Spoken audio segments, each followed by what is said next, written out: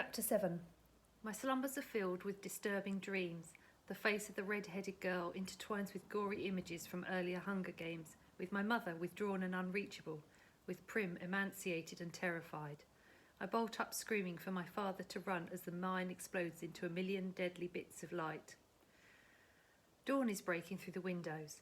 The capital has a misty, haunted air. My head aches, and I must have bitten into the side of my cheek in the night. My tongue probes the ragged flesh and I taste blood. Slowly I drag myself out of bed and into the shower. I arbitrarily punch buttons on the control board and end up hopping from foot to foot as alternating jets of icy cold and steaming hot water assault me. Then I'm deluged in a lemony foam that I have to scrape off with a heavy bristled brush. Oh well, at least my blood is flowing. When I'm dried and moisturised with lotion, I found an outfit that has been left for me at the front of the wardrobe. Tight black trousers, a long-sleeve burgundy tunic and leather shoes. I put my hair in the single braid down my back. This is the first time since the morning of the reaping that I resemble myself. No fancy hair and clothes, no flaming capes, just me. Looking like I could be headed for the woods. It calms me. Hamish didn't give us an exact time to meet for breakfast and no one has contacted me this morning, but I'm hungry, so I head down to the dining room, hoping there will be food. I'm not disappointed.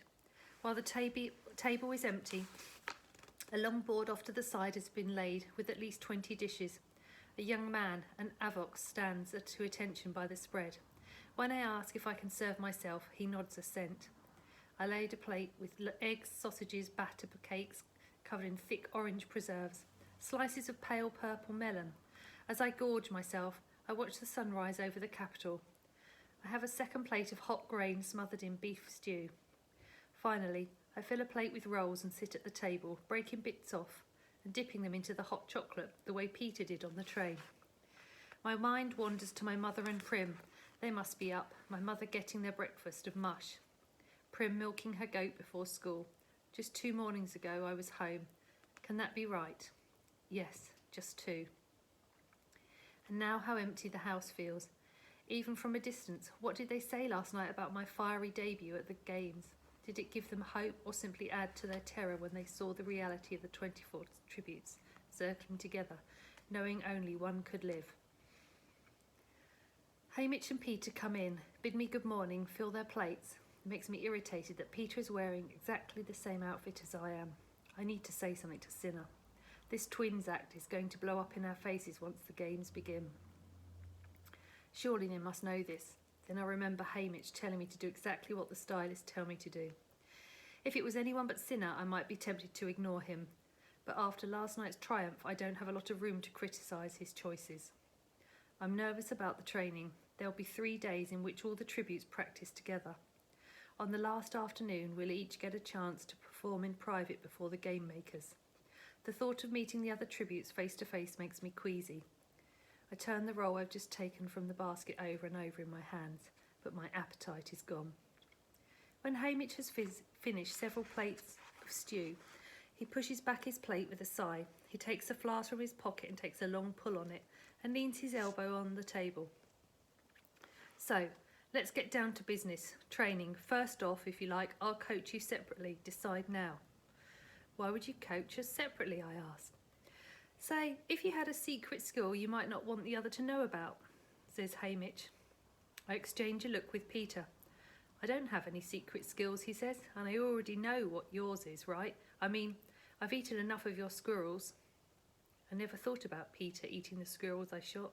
Somehow, I always pictured the baker quietly going off and frying them up for himself. Not out of greed, but because town families usually eat expensive butcher meat, beef and chicken and horse. You can coach us together, I tell Hamish. Peter nods. All right, so give me some ideas of what you can do, says Hamish. I can't do anything, says Peter, unless you count baking bread. Sorry, I don't. Katniss already know you're handy with a knife, says Hamish. Not really, but I can hunt, I say, with a bow and arrow. And you're good? asks Hamish. I have to think about it. I've been putting food on the table for 4 years. That's no small task. I'm not as good as my father was, but he'd had more practice. I've a better aim than Gale, but I've had more practice. He's a genius with traps and snares. I'm all right, I say. She's excellent, says Peter. My five are her squirrels. He always comments on how the arrows never pierce the body. She hits everyone in the eye. It's the same with the rabbits she sells the butchers.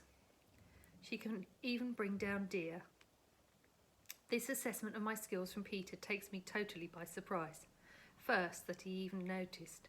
Second, that he's talking me up. What are you doing? I ask him suspiciously. What are you doing? If he's going to help you, he has to know what you're capable of. Don't underrate yourself, says Peter. I don't know why, but this rubs me the wrong way. What about you? I've seen you in the market. You can lift 50-kilo bags of flour, I snap at him. Tell him that. That's not nothing. Yes, and I'm sure the arena will be full of bags of flour for me to chuck at people. It's not like being able to use a weapon. You know it isn't, he shoots back. He can wrestle, I tell Hamish. He came in second in our school competition last year, only after his brother. What use is that? How many times have you seen someone wrestle someone to death? Says Peter in disgust. There's always hand-to-hand combat. All you need is to come up with a knife and you'll at least stand a chance. If I get jumped, I'm dead. I can hear my voice rising in anger.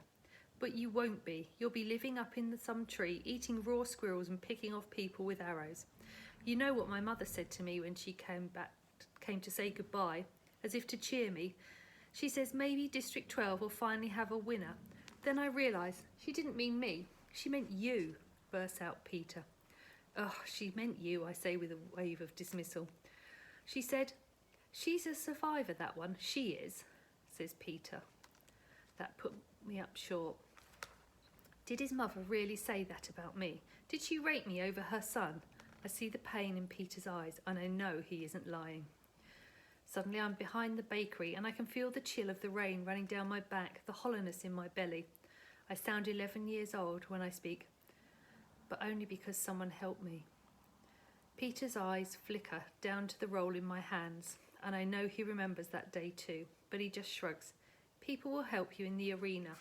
They'll be tripping over each other to sponsor you. No more than you, I say.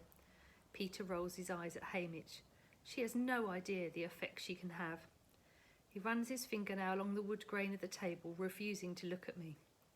What on earth does he mean? People helped me. When we were dying of starvation, no one helped me. No one except Peter. Once I had something to barter with, things changed. I'm a tough trader, or am I? What effect do I have? That I'm weak and needy? Is he suggesting that I got good deals because people pitied me? I try to think if this is true. Perhaps some of the merchants were a little generous in their trades, but I always attributed that to their long-standing relationship with my father. Besides, my game is first class. No one pitied me. I glower at the roll, sure he meant to insult me. After about a minute of this, Hamish says, well then, well, Katniss. There's no guarantee there'll be bows and arrows in the arena, but during your private session with the game makers, show them what you can do. Until then, stay clear of archery. Are you any good at trapping? I know a few basic snares, I mutter. That may be significant in terms of food, says Hamish. And Peter, she's right. Never underestimate strength in the arena. Very often, physical power tilts the advantage to a player. In the training centre, they will have weights, but don't reveal how much you can lift in front of the other tributes. The plan's the same for both of you. You go to group training, spend the time trying to learn something you don't know. Throw a spear, swing a mace, learn to tie a decent knot. Save showing what you're best at until your private sessions. Are we clear? Says Hamish. Peter and I nod. One last thing. In public, I want you by each other's sides every minute, says Hamish. We both start to object. But Hamish slams his hand on the table. Every minute. It's not open for discussion. You agreed to do as I said. You will be together. You will appear amiable to each other. Now get out. Meet Effie at the elevator at 10 for training.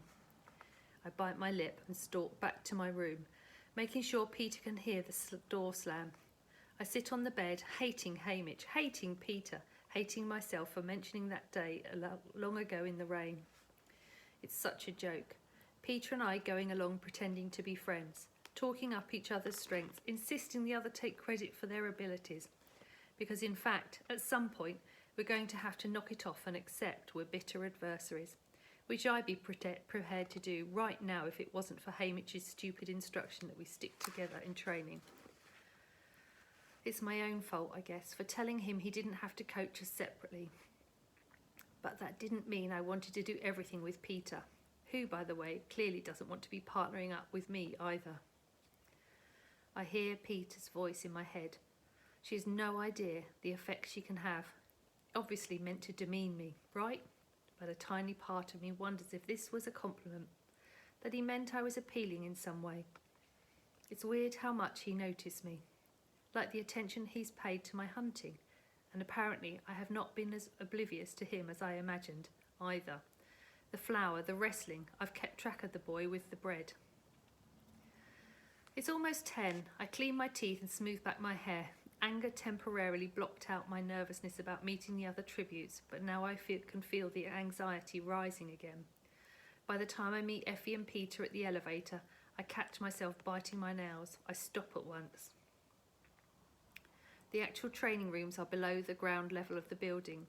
With these elevators, the ride is less than a minute. The doors open into an enormous gymnasium filled with various weapons and obstacle courses. Although it's not yet 10, we're the last ones to arrive. The other tributes are gathered in a tense circle. They each have a cloth square with their district number on it pinned to their shirts. Or someone pins the number 12 on my back. I do a quick assessment. Peter and I are the only two dressed alike. As soon as we join the circle, the head trainer, a tall, athletic woman named Atala, steps up and begins to explain the training schedule. Experts in each skill will remain at their stations. We will be free to travel from area to area as we choose, per our mentor's instructions.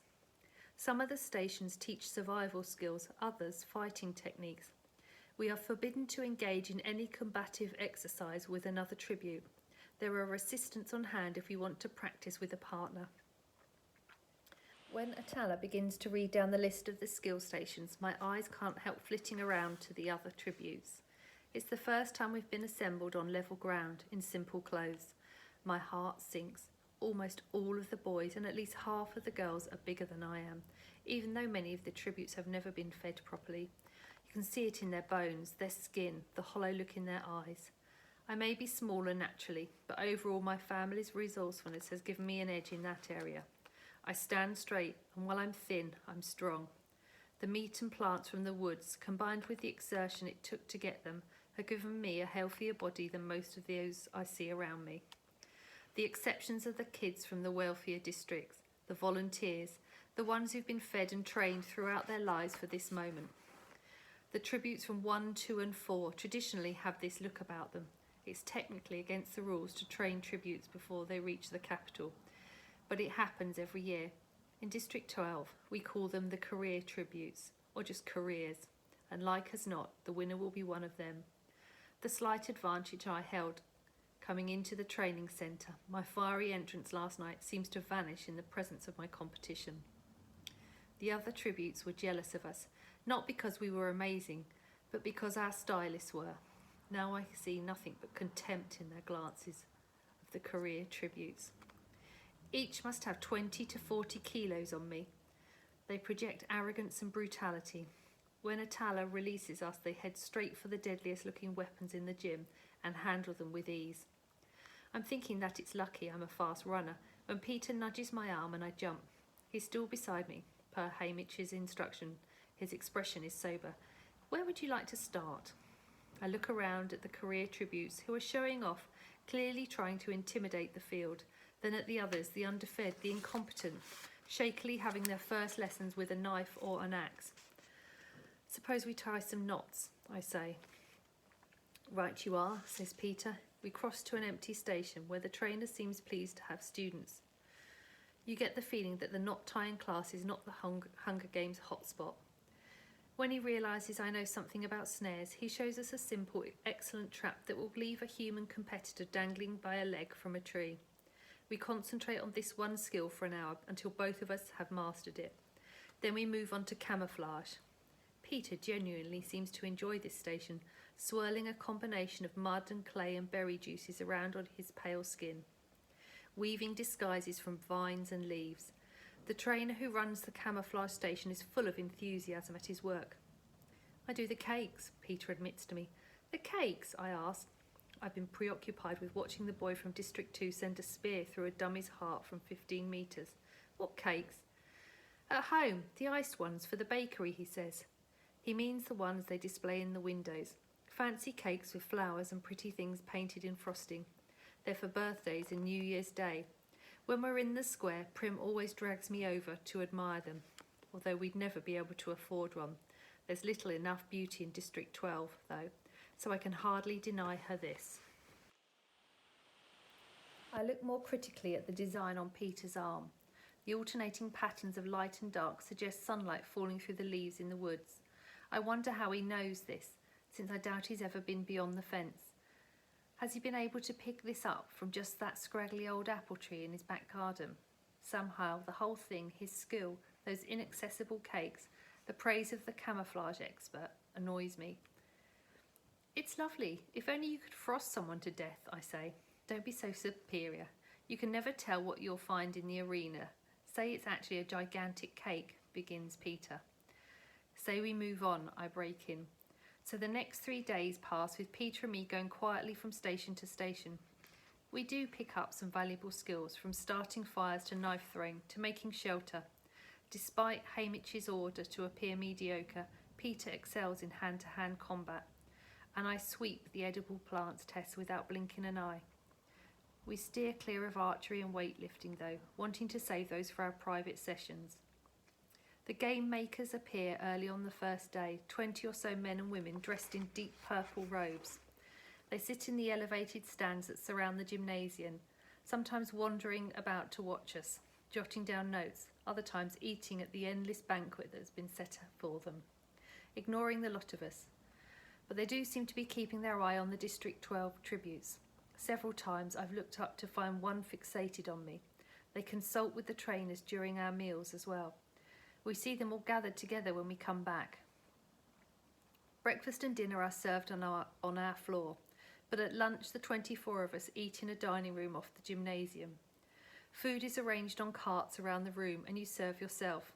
The career tributes tend to gather rowdily around one table, as if to prove their superiority, that they have no fear of one another, and consider the rest of us beneath notice.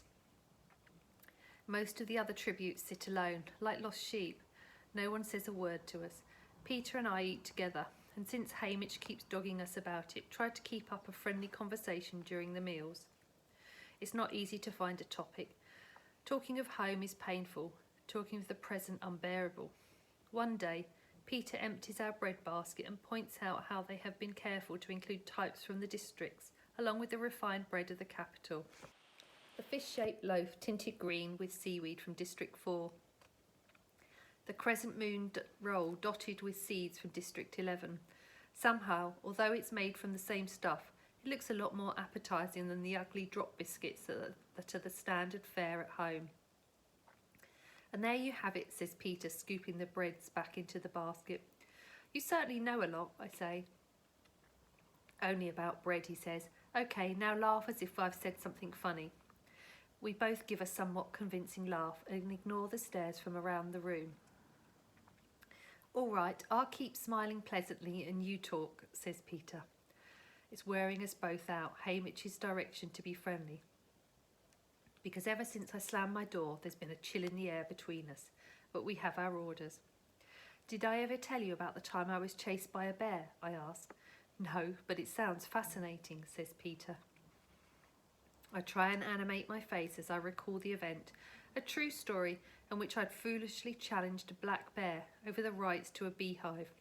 Peter laughs and asks questions, right on cue. He's much better at this than I am. On the second day, while we're taking a shot at spear throwing, he whispers to me, I think we have a shadow. I throw my spear, which I'm not too bad at actually, if I don't have to throw too far, and see the little girl from District 11 standing back a bit, watching us. She's the 12-year-old, the one who reminded me so much of Prim, in stature. Up close she looks about 10. She's bright, dark eyes and satiny brown skin, and stands tilted up on her toes with her arms slightly extended to her sides, as if ready to take wing at the slightest sound. It's impossible not to think of a bird. I pick up another spear while Peter throws. I think our name's Rue, he says softly. I bit my lip. Rue is a small yellow flower that grows in the meadow. Rue, primrose. Neither of them could tip the scale at 30 kilos soaking wet. What can we do about it? I ask him more harshly than I intended. Nothing to do, he says back. Just making conversation. Now that I know she's there, it's hard to ignore the child. She slips up and joins us at different stations. Like me, she's clever with plants, climbs swiftly and has a good aim. She can hit the target every time with a slingshot. But what is a slingshot against a 100-kilo male with a sword? Back on the District 12 floor, Hamish and Effie grill us throughout breakfast and dinner about every moment of the day. What we did, who watched us, how the other tributes size up. Cinna and Portia aren't around, so there's no one to add any sanity to the meals. Not that Hamish and Effie are fighting anymore. Instead, they seem to be of one mind, determined to whip us into shape. Full of endless directions about what we should do and not do in training. Peter is more patient, but I finally become fed up and surly. When we finally escape to bed on the second night, Peter mumbles, "Someone ought to get Hamish a drink." I make a sound that is somewhere between a snort and a laugh, then catch myself. It's messing with my mind too much, trying to keep straight when we're supposedly friends and when we're not. At least when we get into the arena, I know where we stand. Don't let's pretend when there's no one around. All right, Katniss, he says tiredly.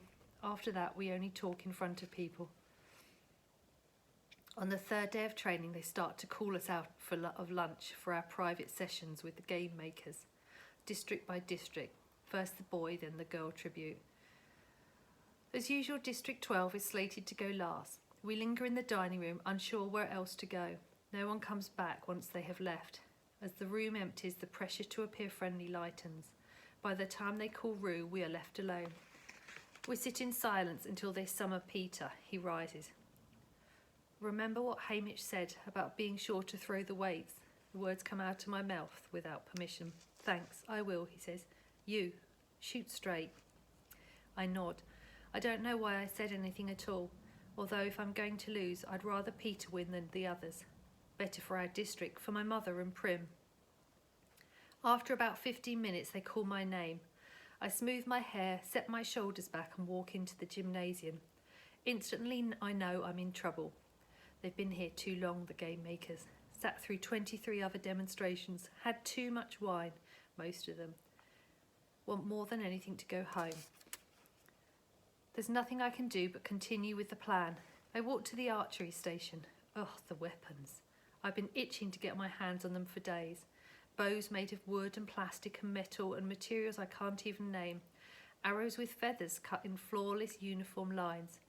I choose a bow, string it, and sling the matching quiver of arrows over my shoulder. There's a shooting range, but it's much too limited. Standard bullseyes and human silhouettes. I walk to the centre of the gymnasium and pick my first target, the dummy used for knife practice. Even as I peel back on the bow, I know something is wrong. The string's tighter than the one I use at home. The arrow's more rigid. I miss the dummy by a few centimetres and lose what little attention I had been commanding. For a moment, I'm humiliated. Then I head back to the bullseye. I shoot again and again until I get the feel of these new weapons. Back in the centre of the gymnasium, I take my initial position and skewer the dummy right through the heart. Then I sever the rope that holds the sandbag for boxing, and the bag splits open as it slams to the ground. Without pausing, I shoulder roll forward, coming up on one knee, and send an arrow into one of the hanging lights high above the gymnasium floor. A shower of sparks bursts from the fixture. It's excellent shooting. I turn to the game makers. A few are nodding approval, but the majority of them are fixated on a roast pig that has just arrived at their banquet. Suddenly I'm furious that with my life on the line, they don't even have the decency to pay attention to me, that I'm being upstaged by a dead pig. My heart starts to pound. I can feel my face burning. Without thinking, I pull an arrow from my quiver and send it straight at the game maker's table. I hear shouts of alarm as people stumble back. The arrow skewers the apple in the pig's mouth and pins it to the wall behind it. Everyone stares at me in disbelief. "Thank you for your consideration," I say. Then I give a slight bow and walk straight through the exit without being dismissed.